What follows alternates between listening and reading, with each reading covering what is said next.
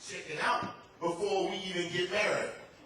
And part of the problem is many of our marriages are struggling or end up in divorces because we don't ask some of the crucial questions we need to ask before we stand at the altar to say, I do.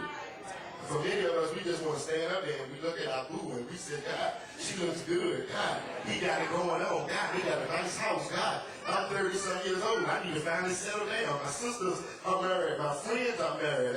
I'm a brother. I need to do the right thing. That's what mama says. Stop messing around and go marry the girl if you want to do something. And we stand at the altar not asking ourselves the right questions.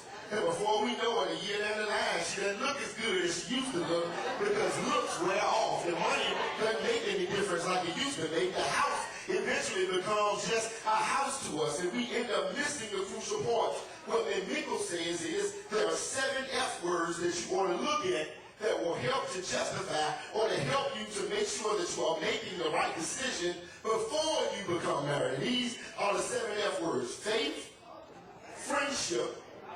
Okay, you need to slow it down. Faith, friendship, frankness, fidelity, forgiveness, finances, family.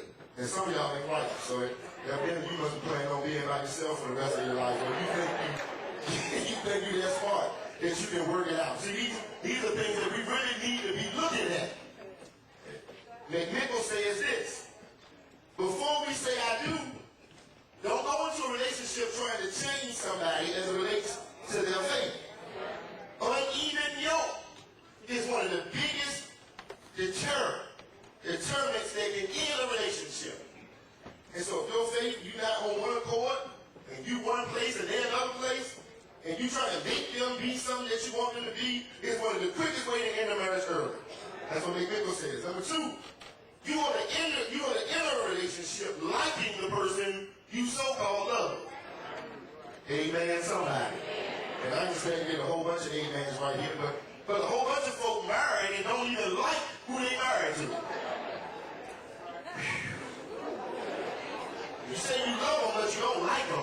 How can you say you love somebody, but you don't even want to be around them, don't want to talk to them, don't want to do anything with them? Faith, friendship. Third thing is frankness. You ought to be able to enter into a healthy relationship with somebody. And I don't need to tell most of y'all this because most of y'all in healthy marriages. You've been married 60, 50, 40, 30, 20 years. You don't need any help. But these are for the folk like me who still want to be better in their relationship. Frankness, honesty, and speaking freely. You shouldn't be able to marry somebody if you can't be honest. If you got to walk around tiptoeing around hurting their feelings every time you open your mouth up, you should be able to be honest and speak freely in a relationship. Faith, friendship, frankness. Fourth thing is fidelity. You know what that means? That's not just about cheating on somebody, but fidelity in essence means forsaking all others, pledging allegiance to the person that you're with. And you are saying to them, my allegiance is with you. Regardless of where you are, my allegiance and my relationship is with you. Fifth thing, forgiveness. You ought to be able to forgive your neighbor. If you are not one to forgive folk, you ought not be in a relationship with folk. God, I got quiet up here.